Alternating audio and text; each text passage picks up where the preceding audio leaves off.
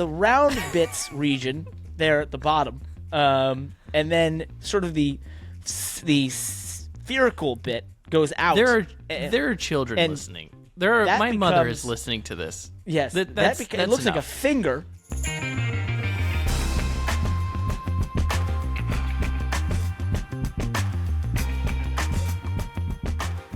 All right, we're live. Hey, I'm Parker Kligerman, joined as always by Landon Cassill. This is our podcast about all motorsports. We dive into all of it. On today's show, we have new reviews. Finally, we talk about free NASCAR races. Kyle Larson peels back the curtain on Cup Series driver income. We got IndyCar NASCAR crossover that didn't happen. Kyle Busch's almost big sponsor. A new F1 track with a very questionable design. Max Verstappen versus Lewis Hamilton's driving styles. And are we in the era of terrible F1 team names? Lastly, we've got a little precursor to the Rolex 24 and Brad Pitt. Let's do it. It's the Money Lap Podcast. We start with the PR lap, Landon. I love it. Let's talk about you. Let's talk about us. Oh, us? Well, me first, I guess. Yeah, I should start with what I did last week. Just a quick behind the scenes of what I've been doing. If you've been on my social media, you may have noticed I was driving down to Virginia with my buddy Matt Hardigree, who's the publisher at the Outtake, which is a new car website called the Ultimate Car Culture website. We went down and did a really cool deal with the Diplomatic Security Services, which are basically like the Secret Service, except with one big difference. They are constantly in hostile territory. I went down there and did their training, which was awesome. They have this incredible facility that's probably the ultimate driver training facility in the world. And they are probably the leaders in driver training outside of anything racing-wise. A lot of the people there that do the training are motorsports fans, that sort of stuff. So it was a really cool adventure. I also am reviewing the 2024 Range Rover Sport, which will be on the Utopian here soon. And getting to do a lot more car stuff. Many of you may remember I had a car show called Proving Grounds for 3 seasons on NBC Sports. Matt Hardigree was one of the producers on that. And I've wanted to get back into car stuff. I'm glad to be doing it. Finally have the time, have the means, have the opportunity with my friends at the Utopian. So I'm going to try to do a lot more of that here in 2024. So, and we just were discussing how you might be able to help me with some car stuff from Cassill Motors. So yeah, and did I bury the lead? No, did you is this where you realize that you need help with drifting, that you're just not a drifty boy? That is true. No, I've noticed this for a while, and viewers of Proving Grounds would have been tricked into thinking I could drift better than I have, because we had Lee Keen there who can drift really well. But it's really funny, and I don't want to go too deep into this because we're gonna do some stuff around this, but drifting for me goes against everything of my natural intuition in terms of driving a race car, right? Car gets into a slide, I look left, I correct the slide, get car back straight as fast as possible so I can drive the fastest corner way or thing possible. I used to be able to drift really well back in high school in snow with a car that you might help me get again.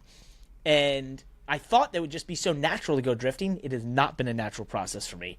I don't get to do it enough, but this year I've decided is the year I get good at drifting. Whether it takes me a month or all the way till this December, I'm going to get good at drifting. So that's on my goals this year, on top of winning an Xfinity race. There you go. It'll make me a better driver. It'll make me a better race car driver. I don't know about you, but drifting I've found tough, especially road cars for some reason. So I'm going to get good at it, though. I haven't talked to him in a while, but at one point in time, I talked to Von Gittin Jr. an awful lot, and he was pretty well convinced that he's got the best car control of anybody in the world because of his drifting experience. So, I've seen Lee Keen, who was the third guy on Proving Grounds with Sam Smith and myself, and did a lot of the drift stuff. Man, he was on another level. If that guy wanted to be a stunt driver in Hollywood, no doubt in my mind he could. I think he's done a little bit of it, but just wasn't into that world. We did the coin test from Driven, where you try to pick up a coin with a tire, a quarter. Mm-hmm. I kid you not. I think it was like 3 tries with a BMW M2. He nailed it.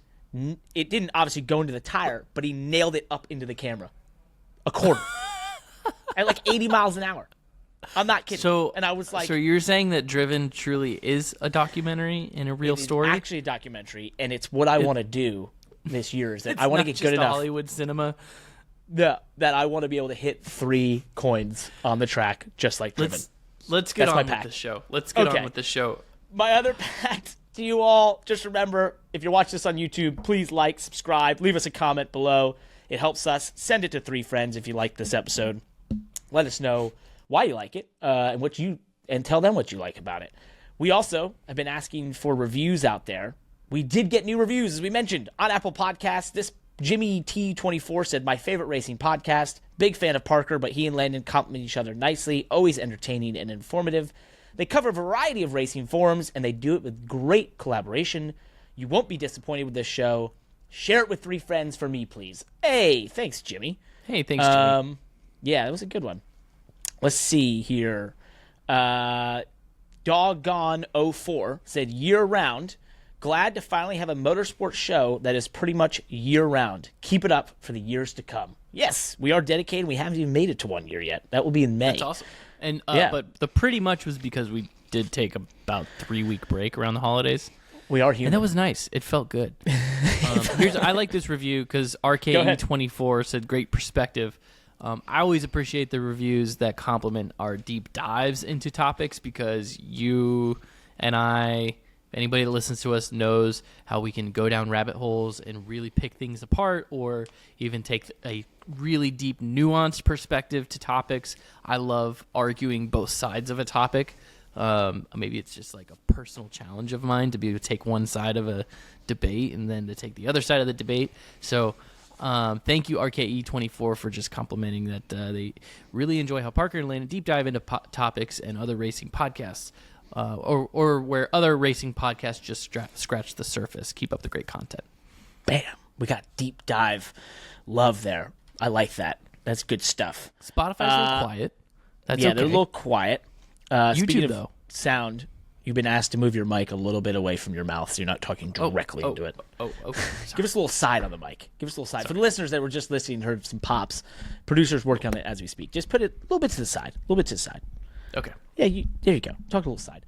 YouTube, Anita Garrison said, I very seldom, rarely, hardly ever listen to anybody's podcast through Apple or the soon-to-be-defunct Google Podcasts, but on the extremely rare occasion I have yet to figure out how to leave a rating or review. Anita, that's fine. We appreciate the YouTube comment. You're doing great. Bumble the Water Boy, 317. The cheesy thumbnails are hilarious, but they get views. Lol, great episode again. Thank you. I agree. Remember the pact. We're going to keep doing the thumbnails 10 out of 10, but you got to send it to 3 friends. We just got some fireworks on Landon's camera once again. The gestures on my MacBook Pro are still alive. Awesome. Good job. Oh my gosh. Speaking of still alive, the collector world in racing is alive as ever. And if you are a racing enthusiast looking for high-quality diecast and apparel, look no further than Spoiler Diecast, one of the fastest-growing companies in the industry. They are alive and well. What sets them apart? Well, I will tell you, Parker. At SpoilerDiecast.com, they pride themselves on excellent service, which means all orders ship either same or next day, ensuring you get your hands on your favorite products in no time. You can take that diecast to the track on a last-second deal when you won free tickets on your local radio station to get to the NASCAR race and go get your favorite driver's autograph. Does that work? Did that make any sense? That was great. So they offer free shipping on orders over $20. That's right. You can get smooth and affordable shipping and shopping experience with SpoilerDiecast.com. Over 800 unique products in stock. Spoiler Diecast has one of the largest inventories in the industry, which is extremely important because the diecast world, it's been tough sometimes to figure out where to get stuff and who has what. But you know that Spoiler Diecast is not just focused on NASCAR. They've got dirt, sprint cars, IndyCar, F1. They also have apparel and other merchandise, which I think is another really good point because the whole merchandise world and T-shirts in motorsports has been crazy in the last couple of decades. You never really know where to get everything. So SpoilerDiecast.com, when we first started working with them almost a year ago, it was just diecast, right? And now they're expanding their offerings. They are growing. It's been a lot of fun working with them. Love those guys. And just a shout out to them. They reached out to me when we announced that we're going to have a diecast for the Big Machine Racing Spiked Light Coolers 48 coming out this year, and said, hey, we got an idea. Why don't we do an exclusive autographed version at Spoiler Diecast? So if you order my diecast through Spoiler Diecast, use Money Lap, you will get it signed. We're going to find out how many of you are into this. But if you do that, I will sign it, and you will get an autographed version from Spoiler Diecast. So I appreciate the support. And if you end up with both one of Parker's and one of mine signed, because I signed a bunch, there was only a few.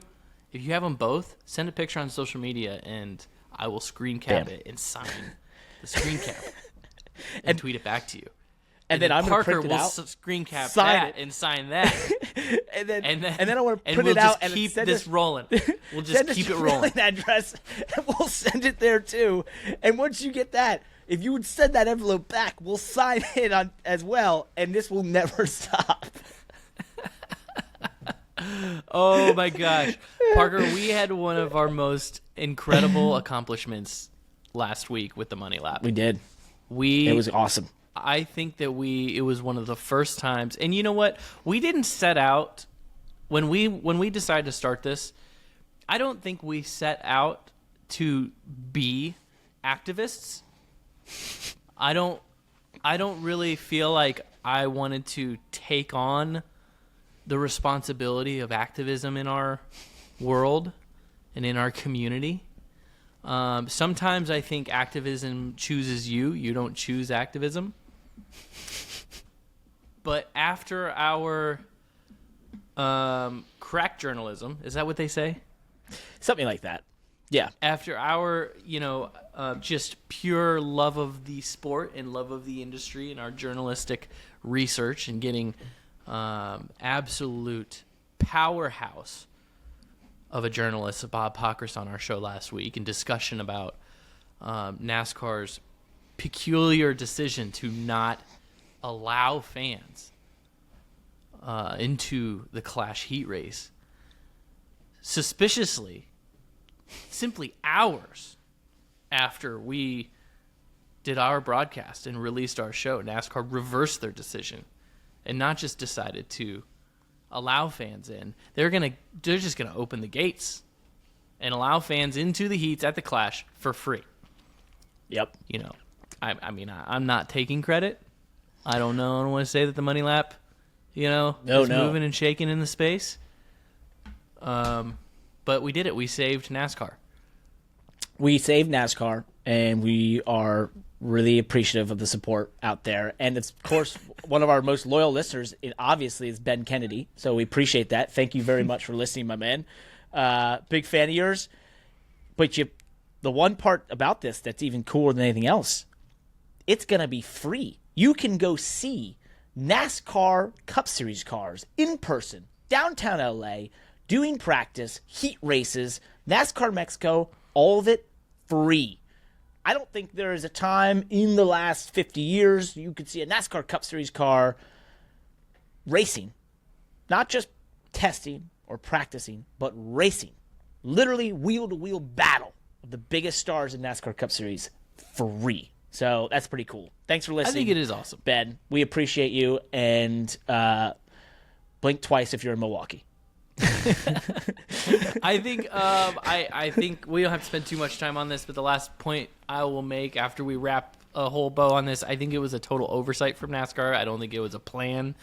I think it was a schedule change, and they saw it, they caught it, they made a correction, and now it's kind of interesting. Hopefully a lot of people show up. Hopefully I have 25,000 people. I'd love that. That'd be awesome. And we like to say this. The newsletter is read by the industry insiders. This podcast is listened to by industry insiders. Maybe the industry itself. We do know that. We do know that. We do get reach out. One thing. Okay, before we can move on with our show, the one thing that has blown me away about having a newsletter and B, a podcast, is that people actually listen. Because the type of people in my contact list that will text me and say that they listen to the podcast, I'm like, I had no idea that you would even be interested in listening to this show. NASCAR executives, team presidents, crew chiefs, engineers, team members, They, people that love racing, they want to hear about racing, so it makes it fun. The list goes on. Remember, send it to 3 friends. This is the podcast everyone's listening to. Let's move on. We have a discussion topic request from a listener out there as we try to interject our community into this. Why is NASCAR not demonstrating the Garage 56 in the Rolex 24? Does it even need to? Has it proven what it needs to prove? I'm just going to go out on a limb. I haven't really researched this too much, but I'm going to essentially say that, yes, it proved what it needed to do. It accomplished what they wanted out of it. And most of all, it was about representing NASCAR, an American stock car style car abroad in front of a huge international audience. And that's what it did. It got the whole motorsports world, not just in the United States, but the world talking about it. It won, I think in so many respects I saw it winning, Internet Awards as the greatest moment in motorsports in 2023.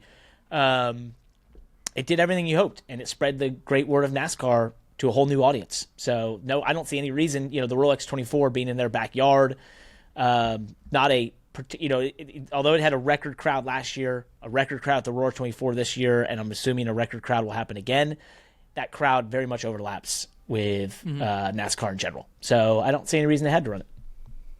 Yeah, I would agree. I don't think they have to do it again. But I do look forward to whatever the next iteration of that car is. Do they take a couple of them to the 24 to Le Mans? Do they get their own class? Do they create their own class? Do they do the Rolex 24? Who knows? I would love to see some further iteration. We'll see.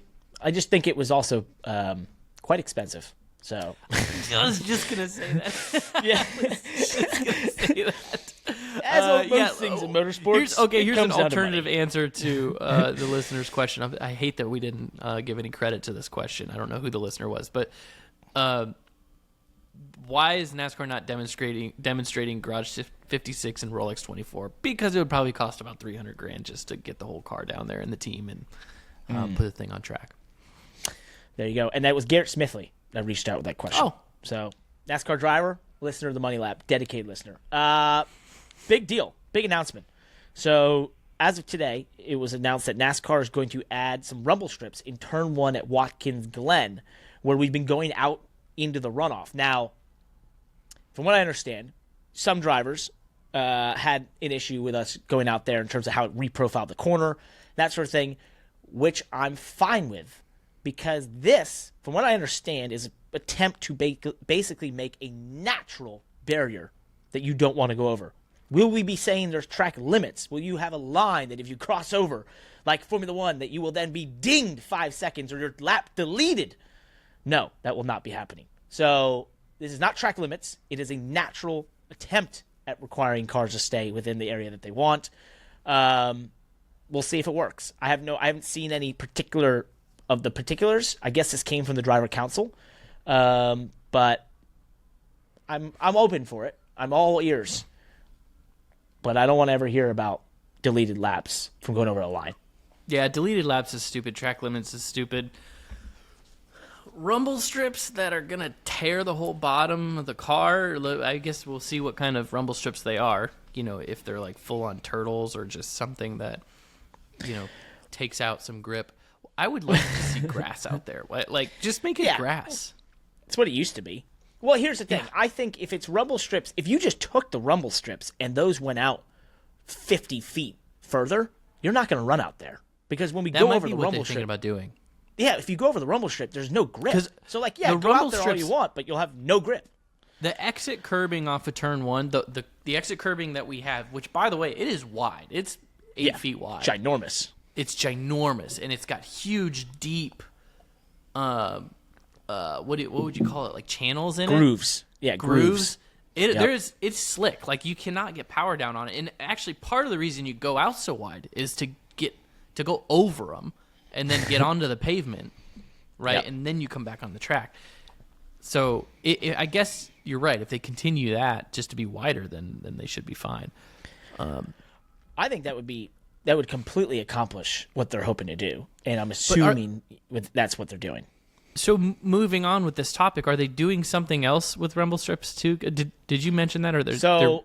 There was one other thing mentioned in Bob Pockrass's tweet where he said essentially they were redoing some of the curbing in the bus stop, which I didn't fully understand. I'm going to reserve judgment there because I don't know what the attempt is there. I don't know if it's trying to make it wider so you can go 2x2 or whatever, but I hope it doesn't mean changing the entry portion, which is the greatest thing to watch a stock car go all 4 tires in the air at 120 miles an hour, you know? So It's a wild corner. Oh, it's insane. So I hope it's nothing major like that, but we'll see. I reserve judgment until I can see what they're thinking there, but the turn one was pretty easy to figure out. If they're talking about adding more rumble stripping, it just means extending it out because that means you won't be able to put the power down and you won't be incentivized to go out there. Simple, Landon. We just solved it. Once again, you're welcome. Saving NASCAR. That's what we do here at Money Lab. Well, that'll be interesting. Hopefully, it would be nice to see the cars stay on track off of turn one, as long as they don't end up like they did at Indy through the chicane there, the whole sausage curve or whatever you call it. No, that'd be terrible. No, we don't want to see that. The actually, you know that I posted that video how to make a pass using the bumper at Watkins Glen where I moved Connor Bozak out of the way off the S's, but we both go wide off of turn one, and that video went slightly viral on Instagram, and there's so many comments from people that don't watch NASCAR. They're like, "Wait, why are they leaving the track? What track limits?" ? And it's like, "No, don't got him, bro. Nope, don't need that. Don't need that shit here." Oh man. So Kyle Larson. Yeah, we need to talk about this because we can have some fun with it. We've alluded to this often on this show, I believe, and I think it's discussed. It's just not discussed very vocally and outwardly, I think, out there. And that is what has sort of happened with Cup Series driver salaries, income, whatever you want to call it, over the last 10 years. And, you know, one of the biggest things that I think is really, as we talk about the teams fighting financial issues, you know, that has reverberated towards the drivers, of course. And sponsorship, I think, has always been one of the biggest things for driver income. Those have struggled in years as all marketing throughout the world has changed and shifted digitally and that sort of stuff. And so Kyle Larson on the Kenny Wallace show said at one point that he believed top dirt stars make more than half of the Cup field. Now, I believe what he means there is essentially in their salary, their basic income from racing as a driver. I don't think it's easy to quantify all the other outside stuff, but nonetheless, I don't think he's wrong. From the numbers I understand about some of these top dirt guys, they are bringing home high 6 figures. Top ones can be a 7 figures, but the key thing to note with them is that is merchandise sales as well. That is, racing 90 times a year. That is, these doing that, and they're a small shop that can win big prize races, 50, 100 grand. There's $1 million race, obviously, and then they can sell 10 to 30 grand worth of T-shirts each night. And it's a little different model than a Cup driver who is hired more like a traditional sports athlete. Think more like a quarterback who's brought in. Here's your salary. Here's a bonus structure. And if you need to sell partners, you can. But, you're not going to be out selling T-shirts out of a trailer yourself. So I don't think he's wrong. It's probably true. Yeah, it's not wrong at all. I mean, obviously this headline that I'm reading here from Matt Weaver is a tweet from Matt Weaver. Just says Kyle Larson says top dirt stars earn more than most NASCAR drivers. It's a pretty broad statement. There's no numbers thrown in there. I don't know if he rattles off any numbers in the article, but I would say, like you said, okay, if we're saying top dirt stars making $1 million a year, I think that doesn't surprise me. I think it's important to understand that when it comes to merchandise sales, the dirt racers have a lot more freedom and control over their merchandise sales than NASCAR drivers, right? The rights to use images of the car, I think, are a lot easier for them to obtain. The rights to sell merchandise on property is probably the biggest one. The ability to actually sell out of their own trailers, to bring their own trailers and park them at the racetracks. I think their relationships with the tracks and their ability to sell at the track at a lower cost is way more viable for dirt racers on a weekly basis than a NASCAR driver trying to sell merchandise at Texas Motor Speedway at Daytona. The fees and the costs associated with that makes it pretty much a non-starter for NASCAR drivers. Yep. So, selling merch for a dirt racer is actually a better business. And I'll bet you Kyle Larson probably makes more money off his dirt racing merchandise than he does his own NASCAR merchandise. Oh, it would not surprise me. Guarantee it. Because he owns that business completely. Yeah, I know the numbers. He definitely does. It's almost. And then as far as earnings on the car, dirt racers, they typically make 50% of the prize money. That's just kind of I'm sure everything is unique. So, you could jump out and say, oh, no, I know somebody else that makes something different. But generally speaking, my understanding is they make 50%. So, you see a lot of $5,000, $10,000, $20,000 checks that these dirt late model, dirt sprint car drivers, USAC, whatever, those guys are generally earning 50%. There's a lot of unique deals too with sponsorships. I know some dirt race car drivers that actually one in particular that I can think of where he basically operates the team for the team owner. Because that's the other thing you got to consider with a lot of these dirt drivers is they're not all just arrive and drive drivers, right? Like NASCAR drivers are professional drivers in the sense that they don't contribute. I don't say they don't contribute, but they don't build the car. They don't set up the car. They don't, fuel the hauler, drive the hauler, book hotels, bring their buddies with them to help be mechanics. Dirt racers are still operating a lot of them are still operating on a very grassroots level where, they're the driver, but they also run the team, right? They might even be the setup guy on the car. And I know of one particular that's a longtime professional dirt USAC driver, and his arrangement with his team owners are typically something where he operates the car for the guy that owns the equipment and owns the cars. And his compensation to operate all of it is that he keeps the sponsorship money and he gets half of the prize money. Right? So, he gets $150,000 in sponsorship and then earns, another couple $100,000 in earnings, or maybe it's a couple $100,000 in sponsorship and earns $100,000 or $200,000 in prize money that he gets to keep half of it. That's how the guy makes, $200,000-$300,000 in a year racing sprint cars. So, pretty good living. It's not bad. And he goes to a race shop every day. He sets up his cars. He builds his cars. He keeps them together. And there's a car owner that wants to be a car owner and wants to be involved, and that's how the arrangement works. Yeah, and I think what you pointed out is really important when you're talking about World of Outlaws and that sort of thing. I was having this discussion with someone as well, and I was trying to explain to them. I'm like, these aren't large organizations often either. These are small groups, and a lot of times it's a couple mechanics, but they're dedicated to doing 90 races and they're into it, right? And the driver, as you put it, is really integral, to either drive the hauler or, I can think even Steve Kinzer, right? Who probably made a great living racing sprint cars and winning 400 million championships and smoking cigarettes the whole way, which was one of the coolest things I've ever seen, by the way. Side note.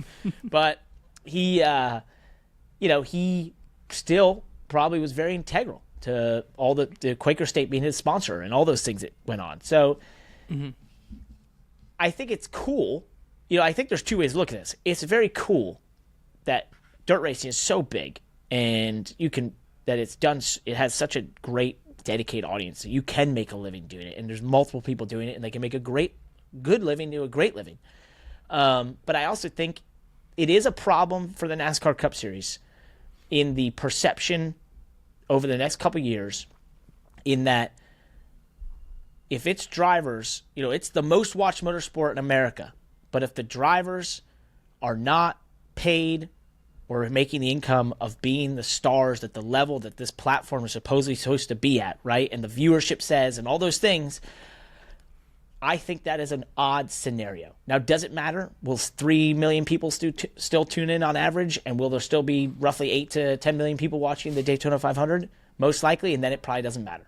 But I do think it's an odd situation to have a sport signing the biggest TV contract in its history, and yet you have one of your top drivers saying he makes half of what he probably made in 2015, and that half the field makes less than a dirt racer that no one in America has ever heard of. I say America. I mean mainstream sports. Sorry. Dirt racing is very big, and yes, they can have huge followings. But my point being mainstream sports, ESPN-style stuff, right? Mm-hmm. It's just weird. I don't know. I mean, I think hockey's gone through this. I think, they've had issues with compensation for their athletes, keeping up with the other sports. But I just saw some stuff the other day that NASCAR's viewership is bigger than hockey by a lot. So it's like they're basically the Xfinity Series in terms of average viewership. So I don't. It's a very odd thing, and I know this is a discussion that's happening throughout the sport constantly. And I think at some point everyone's just got to be open about it and be like, look, these, the top level at some point needs to decide to find a way that, or find value in these, or the drivers need to create that value or whatever. But right now, you've got 100,000 people on average going to races, 8 sellouts last year, 3 million people watched on TV, and apparently, that's the biggest motorsport in America, and, half your field is not doing better than dirt racing. I don't know. I think it's a very odd thing. I love, I love that we primed this earlier in this show for me to say that I love trying to take nuanced stance. I can argue any side of a topic. So we've talked about this in the past on this show of drivers being the stars, and they should make, I think I made this argument that drivers should make $10 million, right, because they're the star. But I want to step back in just a second and simplify this and just say, hey, we're getting paid $1 billion for this. Well, how much is the TV contract? It's $1.1 billion combining, obviously, trucks and Xfinity in there. Okay. Knock out 130 for Xfinity. Let's use the one big number, yeah. Right? Let's just say fine. we're getting paid $1 billion for the sole reason that there's a lot of eyeballs that watch our sport. Oh, hold on. What? Siri's got something to chime in? Oh, God. I don't know what's happening here. Go on. We're getting paid $1 billion for the sole reason that a lot of eyeballs watch our sport. Right? You tracking here? I'm listening. My phone is freaking out.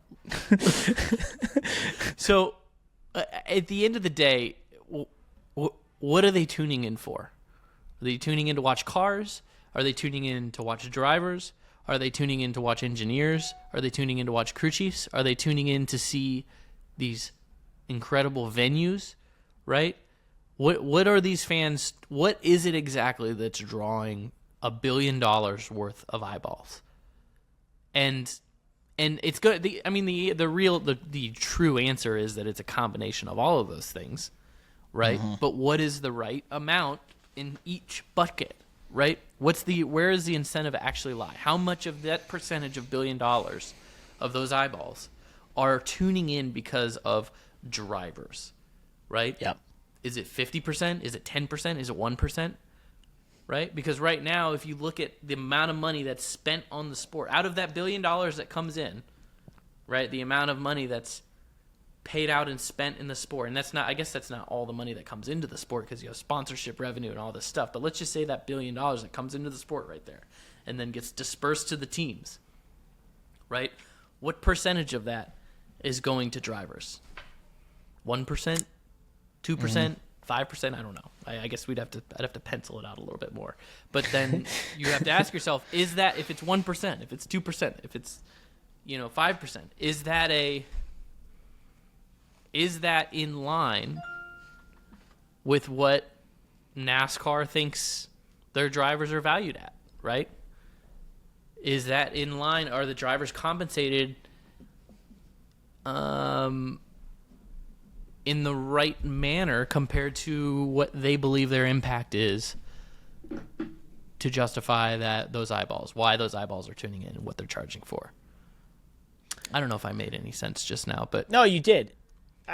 We can move on because I'm sure people are tired of drivers talking about drivers getting paid. But I think I know.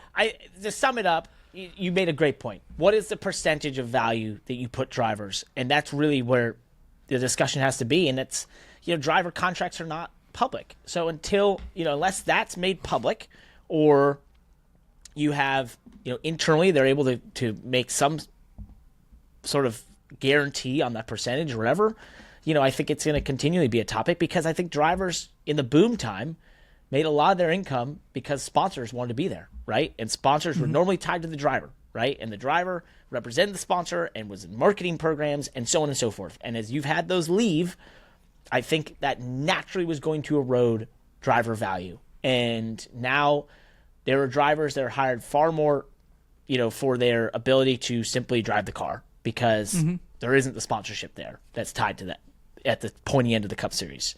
And Can I frame this in one more way? There. Can I frame this in one more way? Yeah. Let's just say that NASCAR gets, from this $1 billion, NASCAR gets a certain amount of dollars that they send to each team, and they're giving a team $6 million in 1 year, and they're saying, for this $6 million, we're compensating you for elevating our sport, right? That's the compensation, because we're there. We need, everybody needs to raise eyeballs to the sport. That's how we're justifying what we got paid. So we got to keep those eyeballs coming.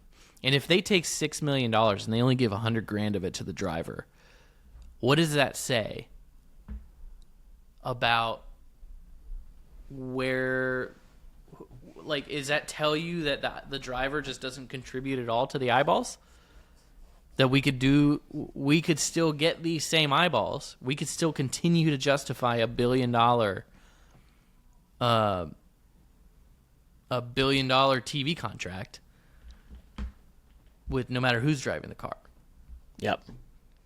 And maybe that's the truth. Maybe that's the case. Maybe the car is the show. Maybe the team is the show. Right? And maybe the drivers are completely interchangeable. I don't know. Valueless, apparently. Completely Just valueless. Nothing there. Nothing there. Sorry, guys. Sorry, us. Guess we'll just head home.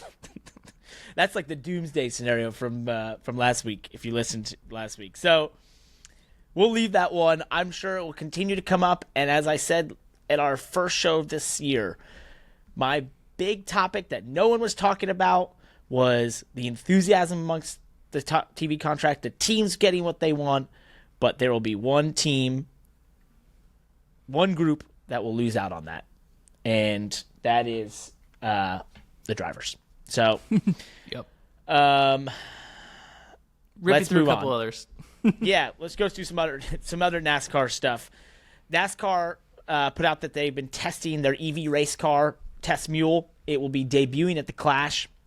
David Reagan has been driving it. It did 340 laps over 3 days. Bob Pockris reported. It's got the compact utility vehicle body, not specific to a manufacturer, sort of a crossover body for you car buyers out there. Nobody knows what compact utility vehicle is, unless I've never heard that one. So no. Lap times on the third day were within a couple tenths of a Cup car, a couple tenths of a second from a Cup car, and it looks like it'll have lights. And that looks fun. So they're also evaluating hydrogen combustible engine, where NASCAR was over in, Japan, investigating this, studying H2 racing. Cool side note on that, Alejandro Agag, who founded Formula E, has been working on a hydrogen racing series as well with the Saudi Arabian government. So an investment fund who helped Formula E get off the ground. So I got an idea. What about What's that? What about a racing series that allows all of these propulsions? No way. And we just see which one can do the best. You mean, wait, hold on. Let me just stop you there. You mean, basically you just say it has to have four wheels, it has to run on tires, but we're going to run a 500-mile race, may the best car win. Where I come from, I grew up in the Midwest, so we're sometimes we're awfully simple folk, and around the short tracks where I grew up racing, we call that the run what you brung class. No way. Yes. When can Global Motorsports just go to run what you brung? And for all you budget-minded people, you spend too much money. Who cares? Let's just see a run what you brung. I want it. I want that. I desperately want that. This is what motorsport was built on. You go back to the earliest days, it was about trying to build the best thing that you could humanly possibly build, right? And now we've gotten to this boxed off area of your joke. We either have too many rules or not enough. Yep. And with what's happening with electric, hydrogen, obviously in the internal combustion engine, it's like, wait a second.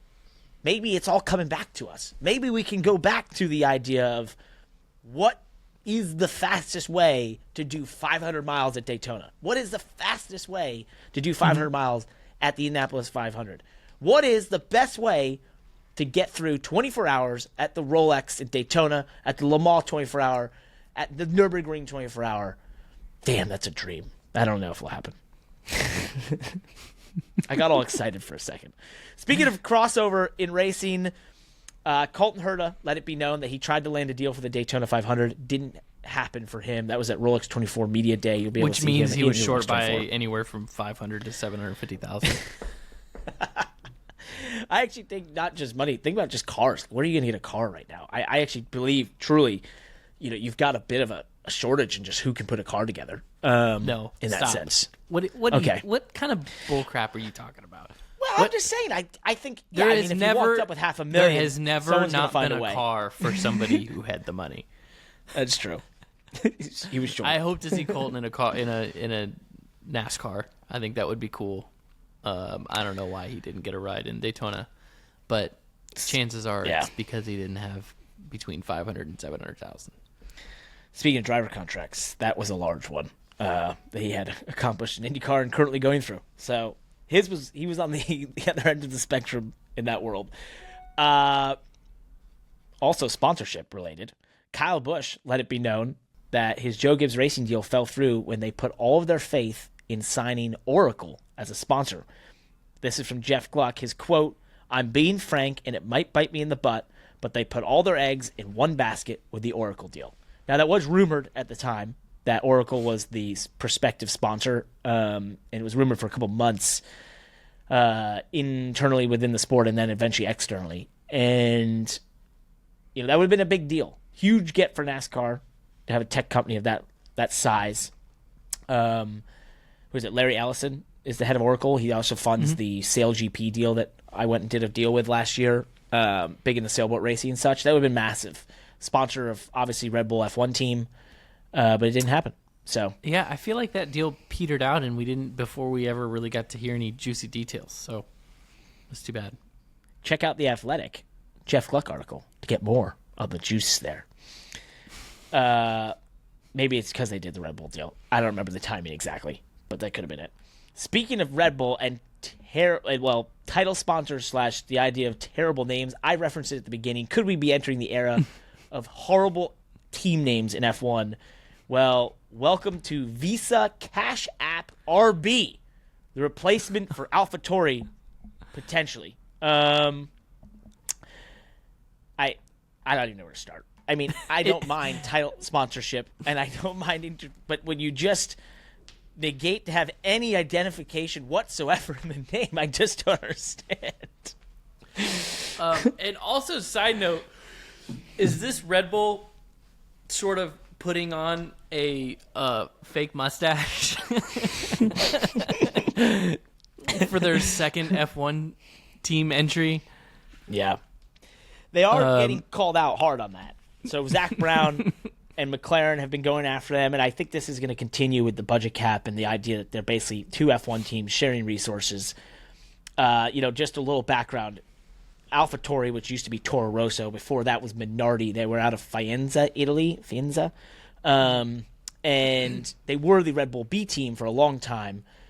And really just for Red Bull to have drivers and engineering talent, that sort of thing. But it's gotten so close, and with the budget cap, it's sort of starting to run into an area where they're essentially running 4 cars. And I think that's some of the contention. And they are getting closer together, and so you also have a little bit of the the political undertone where you have a full self-sufficient team like Andretti that would like to come in, but instead there's a group of 2 F1 teams that can't come in.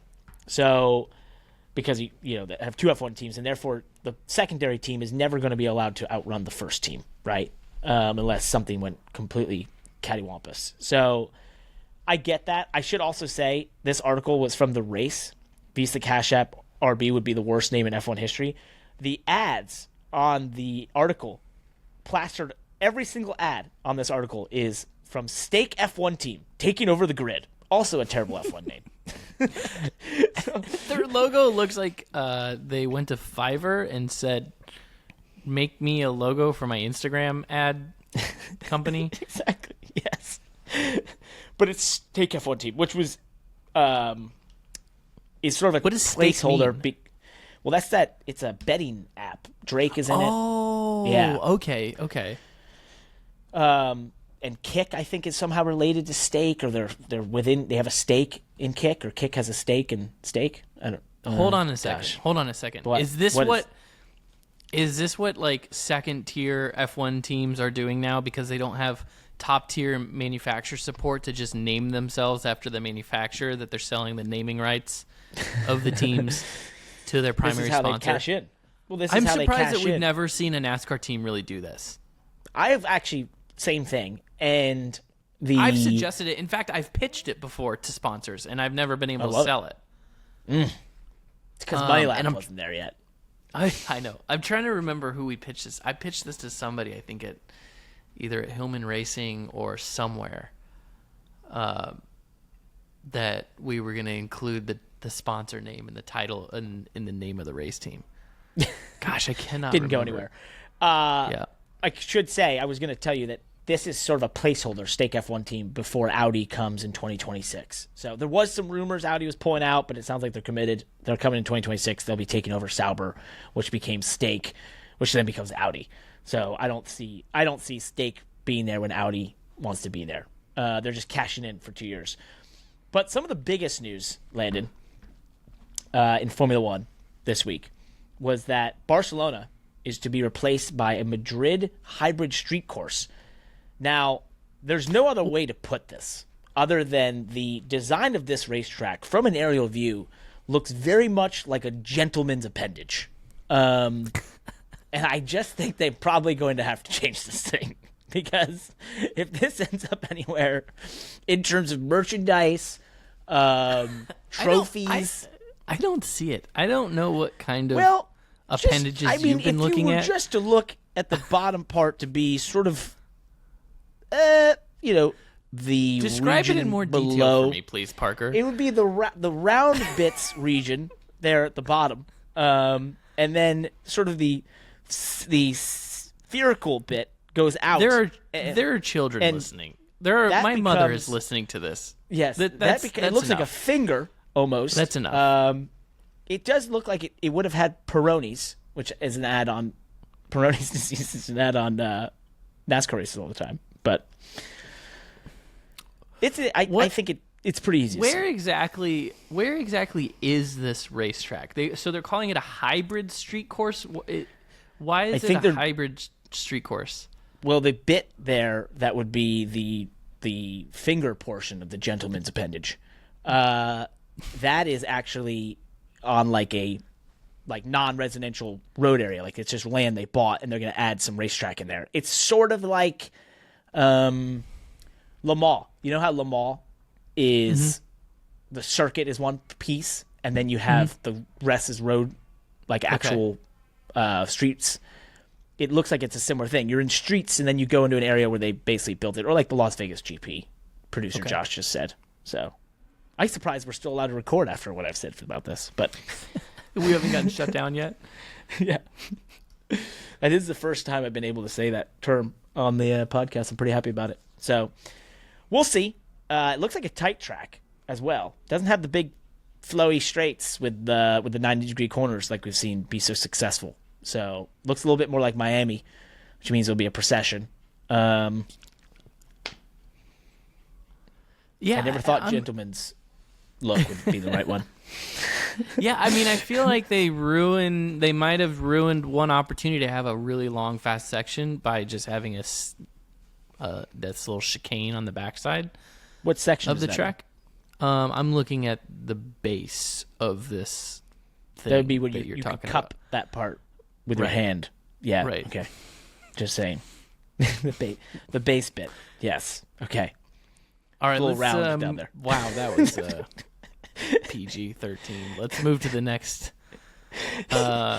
We've officially found Landon's limit. Yeah, I just cannot. So Mark Hughes talked about the difference between Max Verstappen and Lewis Hamilton's driving style, as retweeted by F1 guy Dan. What do you think of this, Parker? So I appreciate his knowledge, and I appreciate when journalists try to dissect a driving style. But I struggled with it.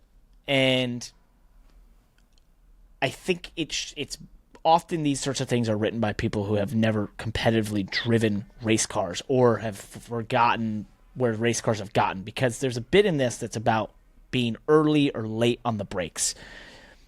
Let me just help you all out with that myth. There is no such thing, especially in Formula One. Braking in Formula One is almost a binary approach, especially at your initial application of the brake. It is a full amount of pressure at 90% of the corners they go to. It looks like a peak at full pressure using all the downforce, and then where they make their money is actually on the releasing the brake. That is where really good braking drivers in IndyCar, in high downforce sports cars, prototypes, and Formula One make their money. They do it from the point of which where everyone's pretty usually close on that initial application, but it is from that point onward, as the downforce is releasing from the car, how can you perfectly release that brake in tandem with that to allow the max amount of speed to be rolled to the apex of the corner and to slow the car down in the shortest amount of time without slipping the tire, right? That's the basis basically of every racing car, but especially high downforce cars. In this essay, it basically says that that Verstappen is earlier on the brakes versus Lewis being later, and then that allows an earlier turn-in. I don't agree with any of that. So I personally haven't been able to see data that I trust well enough to make this determination between these two. I have obviously seen differences in corner approach, but I often think that more has to do with the car, and that neither of them are in the same race car, and therefore, especially in Formula One where there's so much differences between the cars, a slightly earlier turn-in to me could be a car that just has a bit of understeer, and they're adjusting for that. A later turn-in on a car could just be a car that actually has more stability and is allowing the car to be pitched in at a later, larger angle. I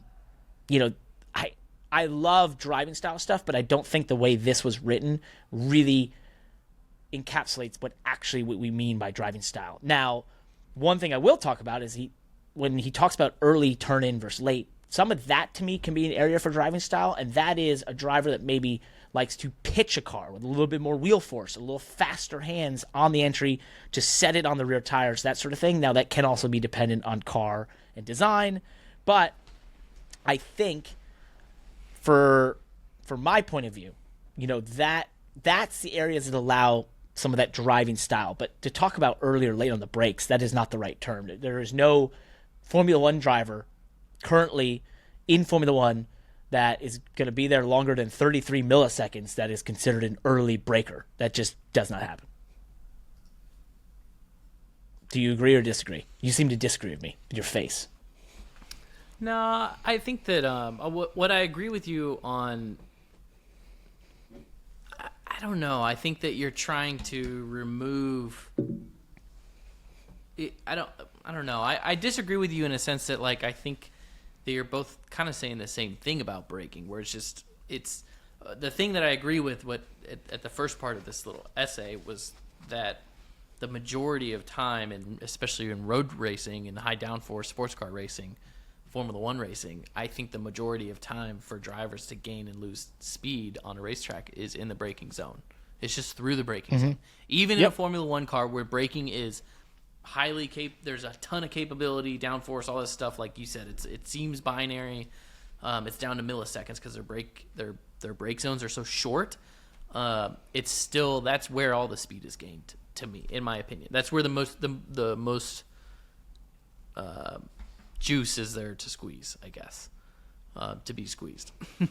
And so in that includes what you're saying, the brake release, which to me is probably the where I will agree with you is that it's not the initial application of the brakes, but it's everything that happens after that. The modulation through the brakes, the brake release, the timing of it all, the turn in and where you make it all happen. That is all of that coming together is the magic, right? So, I mean, what I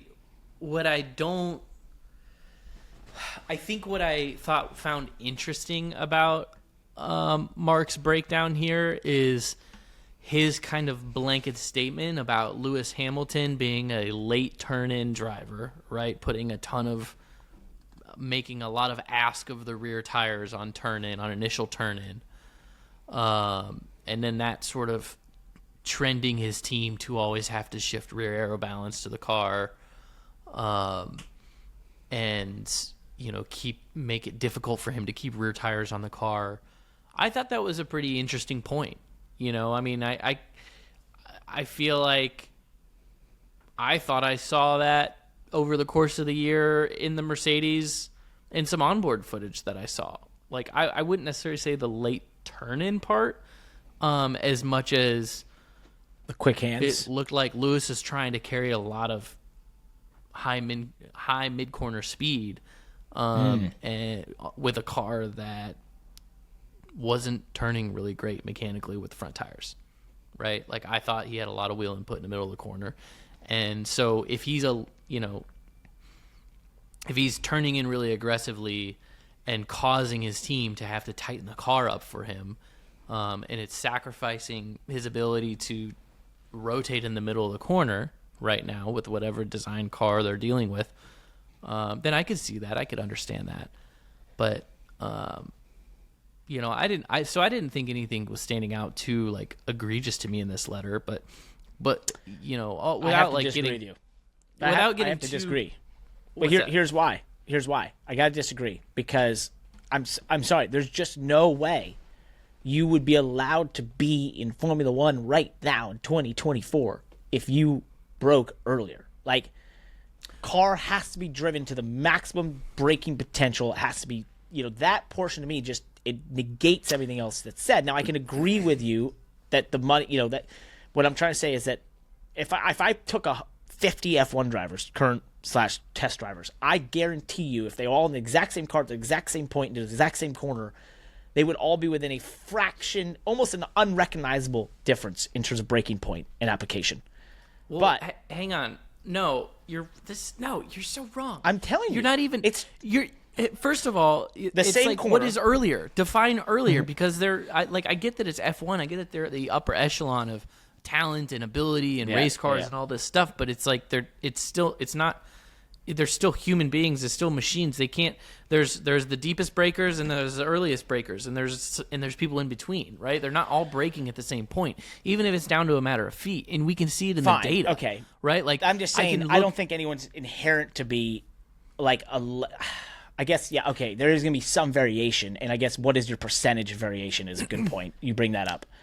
Right, I just think it's odd to me to take two top guys. It's odd to me to take two top guys and to say that there's enough variation in that braking.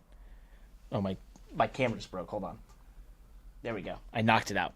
To say there's enough variation in that braking to say that's a style difference in that initial application. I struggle with it because that, the cars can be so different. I think all the other stuff you're talking about makes sense, but to say early or late breaker, I mean, okay, let me put this a different way. Maybe there's a box. I'm talking a percentage of 3% where it's like, that's the brake application area. Now, is one sometimes a little later, one a little earlier in there? Sure. I'll give you that. But I don't think it's a large enough difference to say that is a style thing. That is just simply one got the max out of that braking zone, and if they were able to carry that all the way through the corner and everything, that car was capable of doing that. The other wasn't. But I don't think that's a style thing. I don't think it's a style thing. I think there's a max braking point for that car. There's a braking point for that car, and then what you do from that point onward, that is where you make the money. Do you think that Mercedes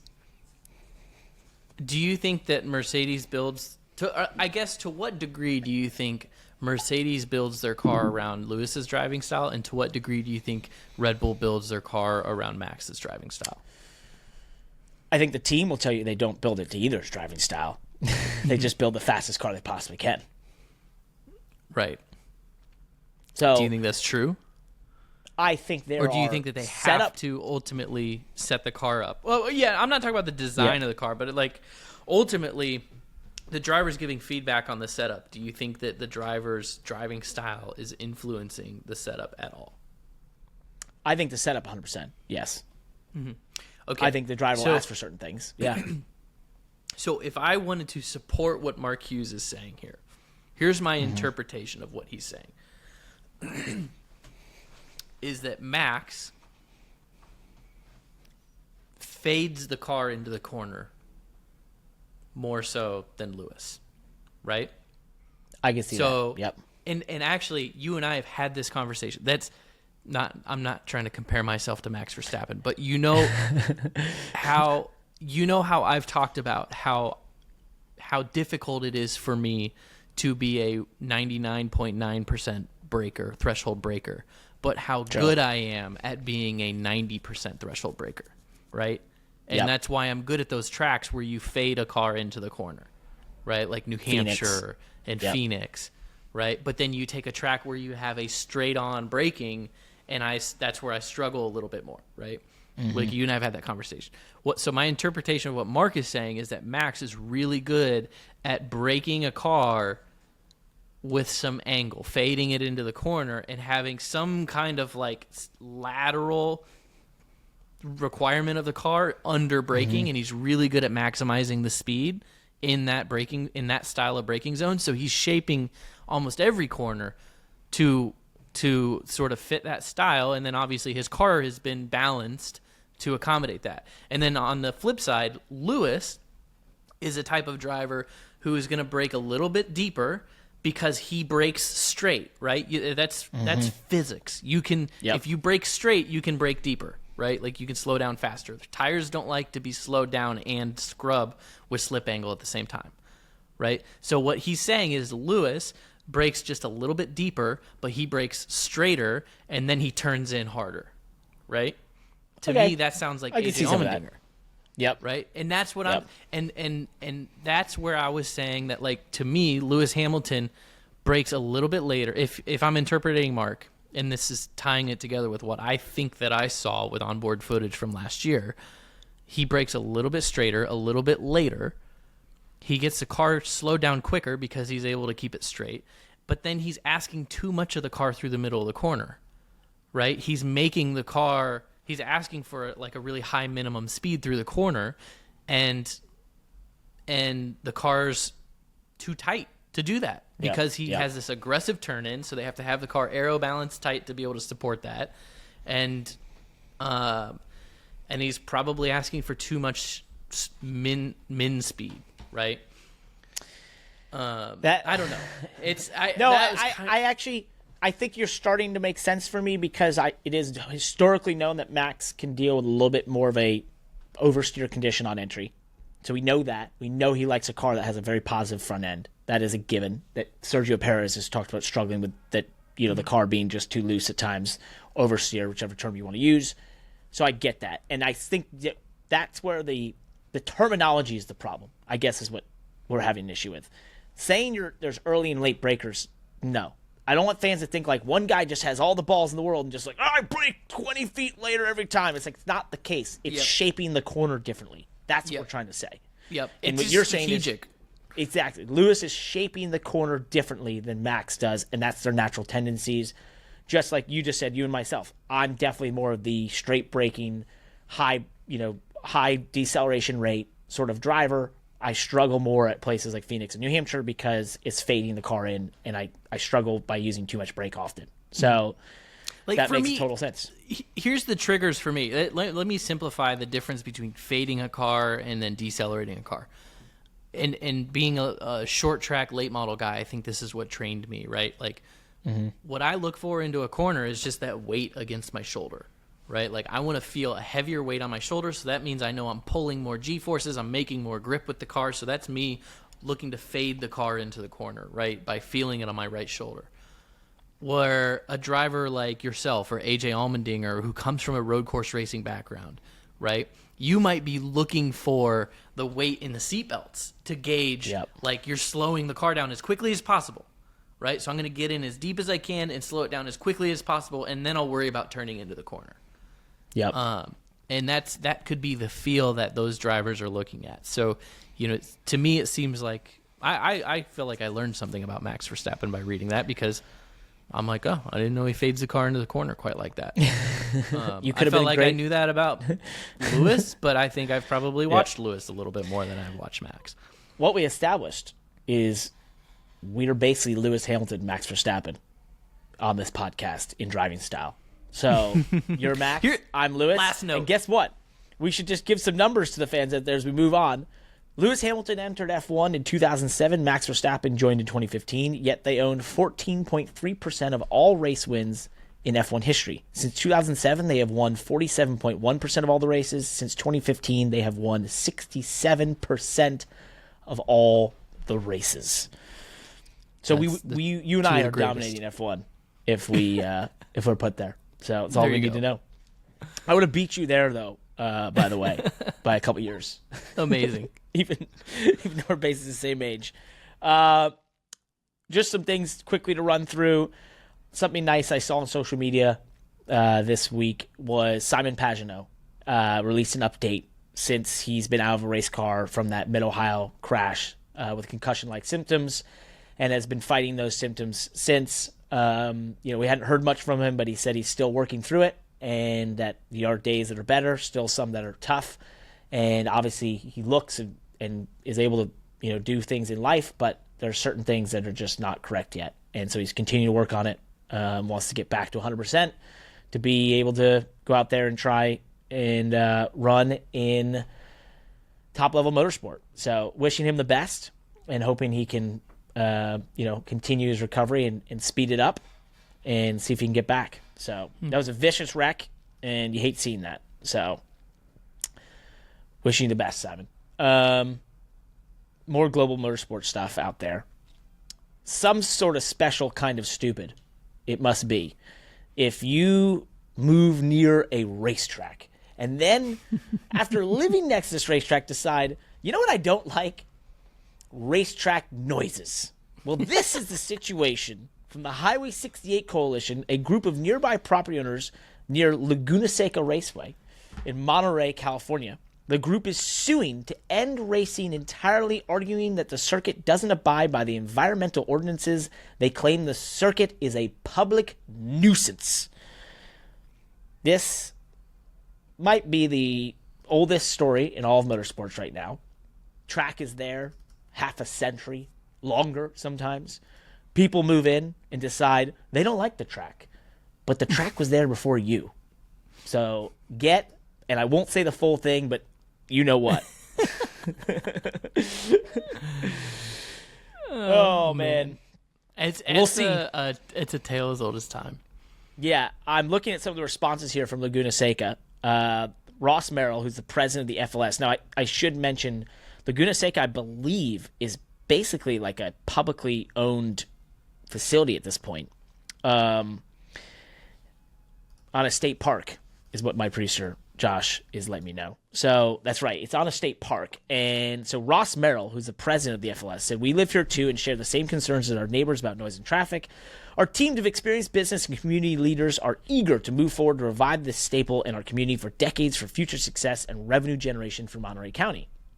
FLS states that it is bound in the concession agreement to the historical usage of Laguna Seca recreational area and the existing policies limiting attendance and sound at the park, and is required under contract to invest in the facilities and infrastructure, including a sound study and noise mitigation.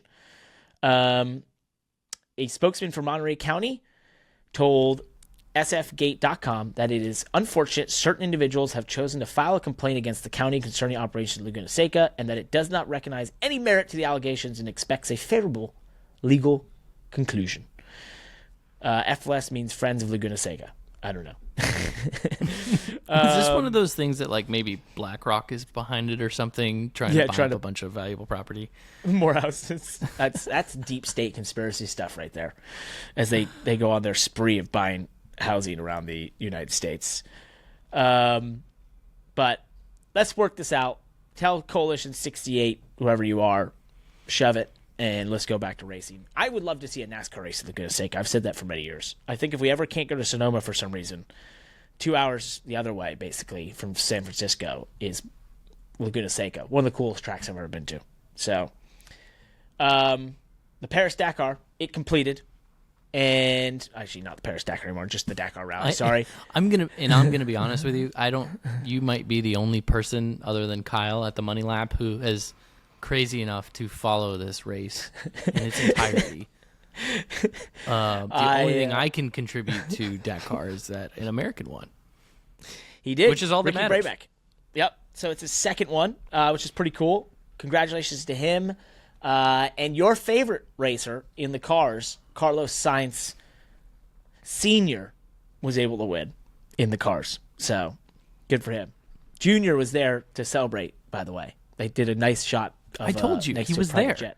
That's what I meant. Doing some off-season racing. Yeah, no, that's what I meant. It was cool for him to be there. Yeah, he was there. Just some last bits. I'm headed to the Rolex 24 this weekend. I'll be pit reporting late into the night on NBC, USA.